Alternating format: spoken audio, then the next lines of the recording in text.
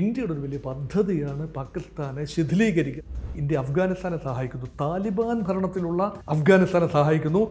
വലിയ സംഘർഷം രൂപപ്പെട്ട് വരുന്ന അന്തരീക്ഷത്തിൽ പൊളിറ്റിക്കൽ ജിയോഗ്രഫിയുടെ ഭാഗമായി തന്നെ കാശ്മീർ കടന്നു വരുന്ന ഒരു അന്തരീക്ഷം ഇന്ത്യ വിഭാവനം ചെയ്യുന്നുണ്ട്. ഇവിടെ ആകെ പൊറുതിമുട്ടിയിരിക്കുന്ന ചൈനയാണ്. വലിയ തോതിൽ പണം മുടക്കി കഴിഞ്ഞു. ഇന്ത്യൻ ഓഷ്യൻ എന്ന മേഖലയുടെ സുരക്ഷയ്ക്ക് വേണ്ടി ഇന്ത്യ കൈകോർക്കുന്ന രംഗമാണ്. ഇന്ത്യയെ സംബന്ധിച്ചിടത്തോളം പാകിസ്ഥാനുമായി ബന്ധം ഊട്ടിയുറപ്പിക്കാൻ സാധിക്കാതെ പോകുന്നതിൻ്റെ ഒരു കാരണം അപ്പോൾ ആ മാവോയിസ്റ്റ് ഇൻസർജൻസി വിഷയം നേപ്പാളിൽ നിന്ന് ഇന്ത്യയിലേക്കും കടന്നു കയറുകയും വലിയ തോതിലുള്ള അക്രമങ്ങൾ, ജനാധിപത്യ വിരുദ്ധത, അധികാര പ്രമത്തത എല്ലാം തന്നെ ആ രാജ്യത്തെ ജനങ്ങളെ വല്ലാതെ മടുപ്പിച്ചു. എന്നാൽ പിന്നെ പൊന്നുതമ്പുരാനെ തിരിച്ചു കൊണ്ടുവരാം. പക്ഷേ രാജഭരണം തിരിച്ചു വരുന്നതിനോട് ഇന്ത്യ പൂർണ്ണമായി യോജിക്കുന്നില്ല. ഏത് രാജ്യങ്ങളാണോ ഏത് മേഖലയാണോ കടലുകളുടെ മേൽ നിയന്ത്രണമുള്ളത് അവർ ആത്യന്തികമായി ഭൂമിയുടെ വൻകരകളെ അടക്കി വാഴും. ഇന്ത്യ വലിയ തോതിൽ പ്രതീക്ഷയർപ്പിക്കുന്ന മേഖലയാണ് ഇൻഡോ പസഫിക്.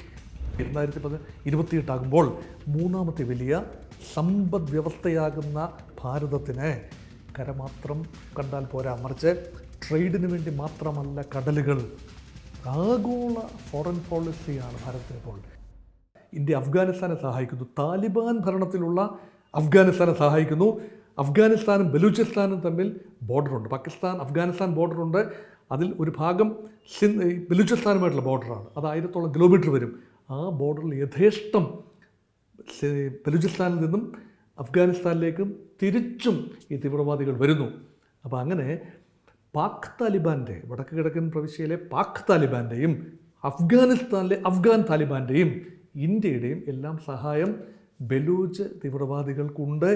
അതുകൊണ്ട് ഇന്ത്യയുടെ ഒരു വലിയ പദ്ധതിയാണ് പാകിസ്ഥാനെ ശിഥിലീകരിക്കുക. അതിൻ്റെ ഭാഗമായി ബലൂചിസ്ഥാൻ വിഷയം ഉപയോഗിക്കുന്നു എന്ന പരിഭവമാണ്. ഇവിടെ ആകെ പൊറുതിമുട്ടിയിരിക്കുന്ന ചൈനയാണ്. വലിയ തോതിൽ പണം മുടക്കി കഴിഞ്ഞു. വലിയ തോതിൽ തുറമുഖത്തിന്, ഈ ഇൻഫ്രാസ്ട്രക്ചർ വികസനത്തിന്. ഇപ്പോൾ ബലൂച്ച് ലിബറേഷൻ ആർമി ഈ വിഭവങ്ങൾ ചൂഷണം ചെയ്ത് ചൈനയ്ക്ക് കടത്തുകയാണ് എന്നാണ് അവർ പറയുന്നത്. മാത്രമല്ല, ട്രേഡിൻ്റെ പേരിൽ ബലൂച്ചുകൾക്ക് അവകാശപ്പെട്ട വിഭവങ്ങൾ കടത്തിക്കൊണ്ട് പോവുകയും ഇവിടുത്തെ ഇൻഫ്രാസ്ട്രക്ചർ താറുമാറായി കിടക്കുകയും ചെയ്യുന്നു. അതുകൊണ്ട് ചൈനീസ് എൻജിനീയർമാരെ തിരഞ്ഞുപിടിച്ച് ആക്രമിക്കുന്ന പരിപാടിയാണ് ഇപ്പോൾ ബലൂചിസ്ഥാൻ ലിബറേഷൻ ആർമി ചെയ്യുന്നത്. 3-4 വേവ്സ് ഓഫ് അറ്റാക്ക് ഉണ്ടായിക്കഴിഞ്ഞു. ഏതാനും ചൈനീസ് എൻജിനീയർമാരും ടെക്നീഷ്യന്മാരും നഷ്ടപ്പെടുന്ന ഒരു അന്തരീക്ഷമുണ്ടായി. അതുകൊണ്ട് 3 കേസുകളൊക്കെ നമ്മൾ റിപ്പോർട്ട് ചെയ്തിട്ടുണ്ട് ഈ അടുത്ത കാലത്താണ്. ഈ കഴിഞ്ഞ ഒരു 5 മാസത്തിനുള്ളിലാണ്. നവംബറിൽ സംഭവിച്ചു, ജനുവരിയിൽ സംഭവിക്കുന്നു, ഫെബ്രുവരി അവസാനം സംഭവിക്കുന്നു. അപ്പം ചൈനക്കാർക്ക് സുരക്ഷിതമായി ടെക്നിക്കൽ ജോലികളിൽ ഏർപ്പെടാവുന്ന ഒരു അന്തരീക്ഷം, കാരണം വലിയ തോതിൽ കൺസ്ട്രക്ഷൻ ആവശ്യമായി വരും. ബലൂചിസ്ഥാൻ്റെ ഇൻഫ്രാസ്ട്രക്ചർ തീർത്തും പരിതാപകരമാണ്. അപ്പോൾ ചൈനീസ് എൻജിനീയറിംഗ് സ്കിൽസ് അവിടെ ആവശ്യമായി വരും. അത് ലഭിക്കാൻ തക്ക ഒരു അന്തരീക്ഷം ഉണ്ടാകണമെന്ന് ചൈനയ്ക്ക് പാകിസ്ഥാനോട് പറയാം. അപ്പോൾ ചൈനയുടെ ആർമി അവിടെ വന്ന് താവളം അടിച്ചുകൊണ്ട് ബലൂച്ച് പ്രശ്നത്തിനെ ഒതുക്കുന്ന കാര്യം ഒന്ന് ആലോചിച്ച് നോക്കൂ. അത് സാധ്യമല്ലല്ലോ. അതുകൊണ്ടാണ് ഇൻവെസ്റ്റ് ചെയ്ത തുക നഷ്ടപ്പെടുമോ എന്ന ഭീതി ചൈനയ്ക്കുണ്ട്. ആ ബെൽറ്റ് റോഡ് ഇനിഷ്യേറ്റീവിലെ പാക് ചൈന ഇടനാഴി പ്രാവർത്തികമായില്ല എങ്കിൽ ഈ നിക്ഷേപം പൂർണ്ണമായും വേസ്റ്റാകുന്നൊരവസ്ഥയാണ്.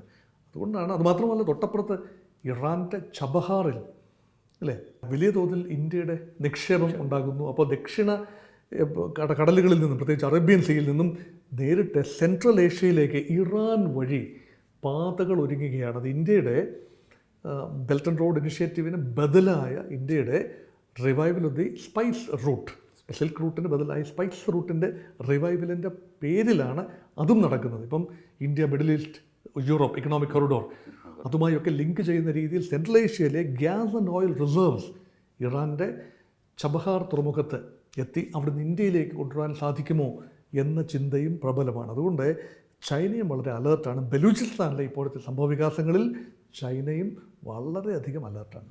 ഈ ബലൂചിസ്ഥാൻ എന്ന് പറയുമ്പോൾ സ്വാഭാവികമായും ബലൂചിസ്ഥാൻ ലിബറേഷൻ ഓർഗനൈസേഷനാണ്. സ്വാഭാവികമായും അതൊരു ലിബറേഷൻ അവർ ആവശ്യപ്പെടുന്നുണ്ട്. അത്തരമൊരു ലിബറേഷൻ, ഈ ബ്രെക്സിറ്റൊക്കെ പോലുള്ള ലിബറേഷൻ്റെ സാധ്യത എത്ര കണ്ടുണ്ട്? ബംഗ്ലാദേശിൻ്റെ ലിബറേഷന് വേണ്ടിയാണല്ലോ മുക്തി ബാഹിനി 70കളിൽ ഉണ്ടായത്, 70കളുടെ ആദ്യം. ഇതിൻ്റെ സമാനമായ രീതിയിൽ തന്നെയാണ് ഈ പാകിസ്ഥാൻ എന്നും മറ്റ് ഭാഗങ്ങളെ അവഗണിക്കുന്ന ഒരു ചരിത്രമാണ്, ഒരു പാരമ്പര്യമാണ്. ബംഗ്ലാദേശിനോടുള്ള അവഗണന, ഉറുദു ഭാഷ മാത്രം മതി, ബംഗ്ലാ ഭാഷ വേണ്ട, അത് അപ്പോൾ ഉറുദു സംസാരിക്കുന്ന പഞ്ചാബ് അല്ലെങ്കിൽ പാകിസ്ഥാൻ മറ്റ് പ്രദേശങ്ങൾക്ക് പ്രാധാന്യമുണ്ടാകണം. തനത് സംസ്കാരം മറ്റ് പ്രാദേശിക സംസ്കാരങ്ങളെ പാകിസ്ഥാനുള്ളിൽ വളരാൻ അനുവദിക്കില്ല എന്നതുകൊണ്ടാണ് ബംഗ്ലാദേശ് ഇന്ത്യയുടെ സഹായത്തോടു കൂടി സ്വാതന്ത്ര്യം നേടിയത്. ഇപ്പോഴിതാ ബലൂച്ചികൾ വൈകിയെങ്കിലും ആ ഒരു മാനസികാവസ്ഥയിലേക്ക് ആദ്യം പോലെ തന്നെ അവർക്ക് ആ മാനസികാവസ്ഥയുണ്ട്. അതിനുള്ള സാഹചര്യം ഒരുങ്ങിയില്ല. കാരണം ഇന്ത്യയുമായി അതിർത്തിയുള്ള സ്ഥലമല്ല ബലൂചിസ്ഥാൻ. ഇന്ത്യയുമായി അതിർത്തിയുള്ളത് രാജസ്ഥാൻ ഗുജറാത്തിനുമൊക്കെ അതിർത്തിയുള്ള സിന്ധുമായിട്ടാണ്. സിന്ധ് കഴിഞ്ഞിട്ടാണ് കുറച്ചുകൂടെ പടിഞ്ഞാറാണ് ഇറാനുമായി അതിർത്തിയുള്ള സ്ഥലമാണ് ബലൂചിസ്ഥാൻ. പക്ഷേ ഇന്ത്യ ഇറാൻ ബന്ധം വളരെ ശക്തമാണ്. ഇന്ത്യ അഫ്ഗാനിസ്ഥാൻ ബന്ധം വളരെ ശക്തമാണ്. അപ്പോൾ rest Pakistan is sandwiched between Iran and Afghanistan in the northwest and southwest region and India towards the east. അതിനിടയിൽ പാകിസ്ഥാൻ സാൻഡ്വിച്ച്ഡ് ആകുന്ന ഒരു ജിയോ പൊളിറ്റിക്കൽ അന്തരീക്ഷം. അത് പാകിസ്ഥാനെ സംബന്ധിച്ചിടത്തോളം ഇരുത്തി ചിന്തിപ്പിക്കേണ്ട ഒന്നാണ്. അതുപോലെ തന്നെ ഇപ്പോൾ ഈ ബലൂച്ച് ലിബറേഷൻ ആർമിക്ക് നൽകുന്ന ഒരു പിന്തുണ, അത്തരത്തിലൊരു പിന്തുണ നൽകുമ്പോൾ സ്വാഭാവികമായും പാകിസ്ഥാൻ്റെ ഒരു ഇൻറ്റേർണലായ ഒരു സ്ട്രക്ചറിനെ അത് ബാധിക്കുന്നുണ്ട്. സ്വാഭാവികമായും നമുക്കറിയാം പാക് ഒക്കുപൈഡ് കാശ്മീരിൻ്റെ വിഷയങ്ങൾ സ്വാഭാവികമായും നമ്മുടെ മനസ്സിൽ വരുന്ന ഒരു കാര്യമാണ്. അത് ഭാരതത്തിൻ്റെ ഭാഗമാണ്, അത് തിരിച്ചെടുക്കുക തന്നെ ചെയ്യുമെന്ന് കൃത്യമായി നമ്മളുടെ ക്യാബിനറ്റ് മന്ത്രിമാരൊക്കെ പലയിടങ്ങളിലും പറയുന്നുണ്ട്. ഇതെല്ലാം ചേർത്ത് വായിക്കുമ്പോൾ എന്തെങ്കിലും ഒരു സൂചന ലഭിക്കുന്നുണ്ടോ? ഇന്ത്യയിലെ ഭരണകൂടം ഇച്ഛാശക്തി കാട്ടുന്നു എന്ന് തന്നെയാണ്. ഇച്ഛാശക്തി കാട്ടുക എന്ന് പറഞ്ഞാൽ നേരിട്ട് ഒരു ആക്രമണത്തിലേക്ക് എത്തി നിൽക്കുന്നു എന്നല്ല, മറിച്ച് the intent is very clear. Kashmir വിഷയം പരിഹരിച്ചെങ്കിൽ മാത്രമേ ചർച്ചയുള്ളൂ എന്നാണ് പാകിസ്ഥാൻ പറയുന്നത്. അപ്പോൾ ഇന്ത്യയുമായി കാര്യമായ നയതന്ത്ര ചർച്ചകളൊന്നും തന്നെ ഇപ്പോൾ നടക്കുന്നില്ല. അത് മോദി ഭരണകൂടത്തിൽ 2014 മുതൽ ഇപ്പോഴും തുടരുന്ന നരേന്ദ്രമോദിയുടെ നേതൃത്വത്തിലുള്ള ഇന്ത്യയുടെ അഡ്മിനിസ്ട്രേഷൻ കാശ്മീർ വിഷയത്തിൽ വളരെ ശക്തമായ നിലപാട് തന്നെയാണ് സ്വീകരിച്ചിരിക്കുന്നത്. Entire Kashmir belongs to India.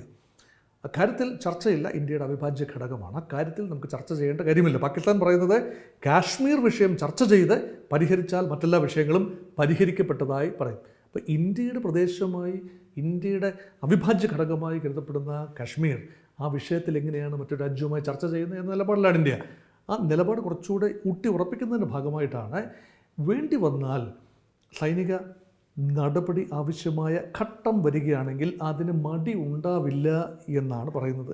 മാത്രമല്ല ഇന്ത്യ എപ്പോഴും ലോകരാജ്യങ്ങളോട് പറയുന്നൊരു കാര്യമുണ്ട്, അല്ലെങ്കിൽ ആ ജനതയോട് പറയുന്നൊരു കാര്യമുണ്ട്. Look what is happening on the other side of the border.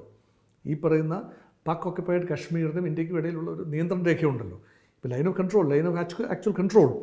ആ കൺട്രോളിന് മറുപക്ഷത്ത് കിഴക്ക് ഭാഗത്ത് ഇന്ത്യയിൽ ഉള്ള കാശ്മീരിൽ ഉണ്ടാകുന്ന പുരോഗതിയും പാകിസ്ഥാനിലെ ജിൽജിറ്റ് ബൾട്ടിസ്ഥാൻ ആ പ്രദേശമാണല്ലോ പാക് ഓക്കുപൈഡ് കാശ്മീരിൻ്റെ സിംഹഭാഗം, അവിടെയുള്ള വികസനവും തമ്മിലുള്ള കമ്പാരിസൺ ഇവിടെ തീർത്തും തകർന്ന ഒരു ഇൻഫ്രാസ്ട്രക്ചറാണ്.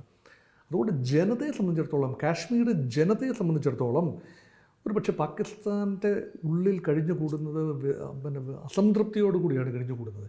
പക്ഷേ ജനാധിപത്യ പ്രക്രിയ കാശ്മീരിൽ ഇന്ത്യ പൂർണ്ണമായി പുനഃസ്ഥാപിച്ചു. അവിടെ ഒരു ഭരണകൂടം നിലവിലുണ്ട്. അപ്പം പിന്നെ ആ ഒരു പ്രത്യേക സ്റ്റേറ്റസിനെ കുറിച്ചൊക്കെയുള്ള സംസാരം ഉണ്ടായി, ഇടയ്ക്ക് സംസാരം ഉണ്ടായി എന്നതല്ലാതെ പൂർണ്ണമായും ഒരു ഇന്ത്യ വിരുദ്ധ നിലപാട് പാക് ഓക്കുപൈഡ് കാശ്മീരിലെ ആളുകൾക്കും ഉണ്ടാവില്ല.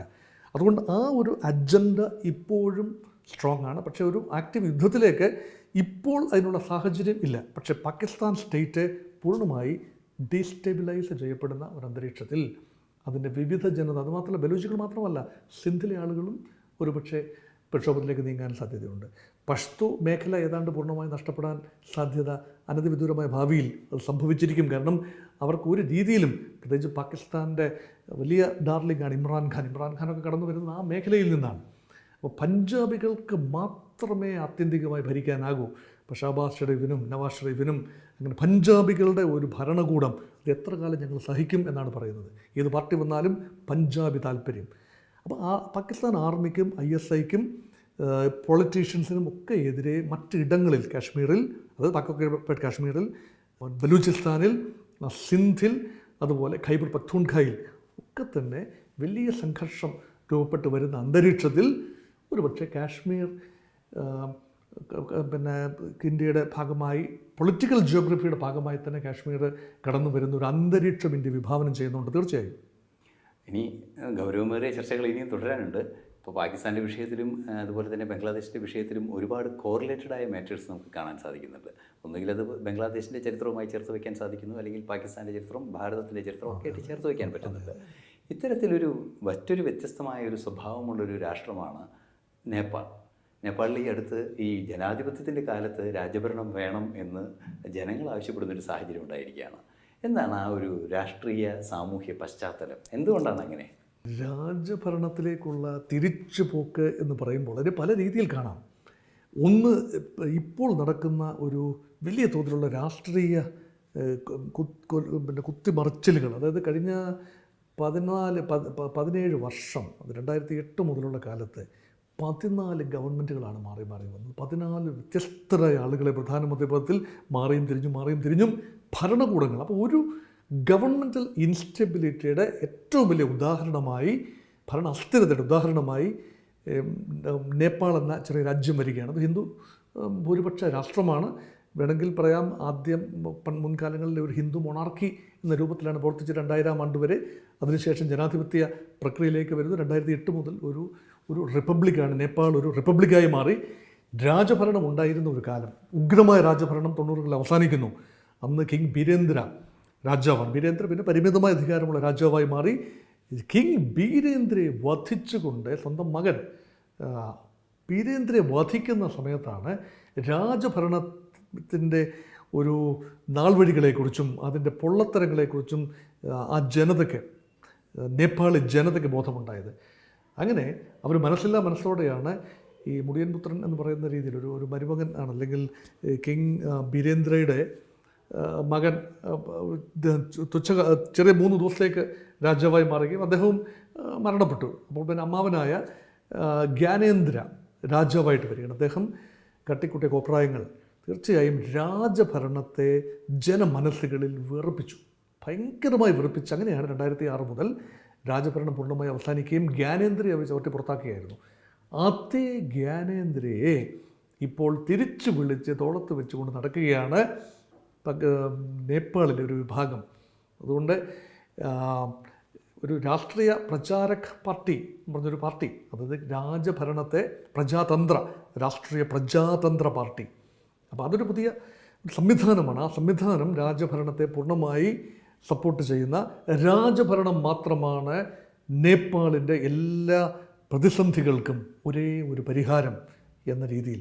അതായത് ജനാധിപത്യ ഭരണകൂടത്തിലെ അഴിമതി, മെല്ലെപ്പോക്ക്, കെടുകാര്യസ്ഥത, വലിയ തോതിലുള്ള അക്രമങ്ങൾ, ജനാധിപത്യ വിരുദ്ധത, അധികാര പ്രമത്തത എല്ലാം തന്നെ ആ രാജ്യത്തെ ജനങ്ങളെ വല്ലാതെ മടുപ്പിച്ചു. എന്നാൽ പിന്നെ പൊന്നുതമ്പുരാനെ തിരിച്ചു കൊണ്ടുവരാം, രാജഭരണം തിരിച്ചു കൊണ്ടുവരാം എന്ന ഒരു ലളിത ചിന്തയാവണം പ്രക്ഷോഭങ്ങളിലേക്ക്. വലിയ പ്രക്ഷോഭങ്ങളാണ് ഇപ്പോൾ നേപ്പാളിൽ നടക്കുന്ന, പല പ്രക്ഷോഭങ്ങളാണ്. അപ്പോൾ ഇന്ത്യ പരമാവധി ഡിസ്റ്റൻസ് ചെയ്യാൻ ശ്രമിക്കുകയാണ് രണ്ട് വിഭാഗങ്ങളോടും. പക്ഷേ രാജഭരണം തിരിച്ചു വരുന്നതിനോട് ഇന്ത്യ പൂർണ്ണമായി യോജിക്കുന്നില്ല. പക്ഷേ യഥാർത്ഥത്തിൽ ഈ ഭരണഘടനാനുസൃതമായി ഇവിടുത്തെ സ്ഥാപനങ്ങൾക്ക് പ്രവർത്തിക്കാനുള്ള ഒരു അന്തരീക്ഷം ഉണ്ടാകണം എന്ന രീതിയിലാണ് ഇന്ത്യയുടെ ഒരു നിലപാട്. അതുപോലെ തന്നെ ഈ ഭരണം അല്ലെങ്കിൽ ഇങ്ങനെ ഒരു സംവിധാനം മുഴുവൻ മാറണം എന്നൊക്കെ രീതിയിലുള്ള ഒരു ആക്ടിവിസം അവിടെ നടക്കുന്നതിന് പിന്നിൽ എന്തെങ്കിലും മറ്റു സൂചനകളുള്ളതായി തോന്നുന്നുണ്ടോ? ഇപ്പോൾ പല വിഷയങ്ങളിലും നമ്മൾ പരിശോധിക്കുമ്പോൾ, സാർ പറഞ്ഞത് തന്നെ പരിശോധിക്കുമ്പോൾ പലയിടത്തും പല ഇൻവോൾവ്മെൻറ്റും കാണാനുണ്ട്. അത്തരത്തിൽ എന്തെങ്കിലും ഒരു നീരാളിപ്പിടുത്തമുണ്ടോ അവരുടെ? It's easy to do business with one man when somebody. ഇപ്പം ഇന്ത്യയെ സംബന്ധിച്ചിടത്തോളം പാകിസ്ഥാനുമായി ബന്ധം ഊട്ടി ഉറപ്പിക്കാൻ സാധിക്കാതെ പോകുന്നതിൻ്റെ ഒരു കാരണം ന്യായമായൊരു ചോദ്യമാണ്. Whom are you going to do business with? പാകിസ്ഥാനിലെ ആരോടാണ് സംസാരിക്കേണ്ടത്? ISIയുടെ തലവനോടാണോ സംസാരിക്കേണ്ടത്? മിലിറ്ററി ജനറലിനോടാണോ സംസാരിക്കേണ്ടത്? അതോ പ്രധാനമന്ത്രി കസേരയിൽ ഇരിക്കുന്ന ഈ ഷഹബാസ് ഷെറീഫിനോടാണോ സംസാരിക്കേണ്ടത്? ഒരു പാവ പ്രധാനമന്ത്രിയും അദ്ദേഹത്തെ നയിക്കുന്ന സൈനിക തലവന്മാർ, റിട്ടയർഡ് ഒരു സൈനിക ജനറലിനെയാണ് പലപ്പോഴും ISIയുടെ തലവനാക്കുന്നത്. അപ്പോൾ ഇതാരാണ് ഇവിടെ? മാത്രമല്ല തീവ്രവാദികളുടെ താല്പര്യമാണ് പലപ്പോഴും അവർ സംരക്ഷിക്കുന്നത്. അപ്പോൾ ഒരാളോട് സംസാരിക്കാൻ ഒരാളുണ്ടാവണം. അപ്പോൾ ഇപ്പം നമ്മൾ അമേരിക്കയെ വിമർശനപരമായി കാണുന്നു. പലപ്പോഴും ഇന്ത്യയുടെ താല്പര്യങ്ങൾ നമ്മൾ ഉദ്ദേശിച്ച പോലെ നടക്കുന്നില്ല. പക്ഷേ there is one man to talk to, the president of America. ഇഷ്ടപ്പെട്ടാലില്ലെങ്കിലും there is Donald Trump at the helm of affairs. ഇന്ത്യയുടെ at the helm of affairs there is Narendra Damodar Das Modi. അപ്പോൾ ഈ ഒരാളുണ്ട് അവിടെ. പക്ഷേ ഇവിടെ ആരോട് സംസാരിക്കും? ഇതൊരു വലിയ വിഷയമാണ്. പാകിസ്ഥാൻ ആരോട് സംസാരിക്കും? ഇത് തന്നെയാണ് നേപ്പാളിലെ KP ഓലി എന്ന പ്രധാനമന്ത്രി. അദ്ദേഹം ദുർബലനാണ്. അദ്ദേഹം ഏത് നിമിഷവും അട്ടിമറിക്കപ്പെട്ടേക്കാം.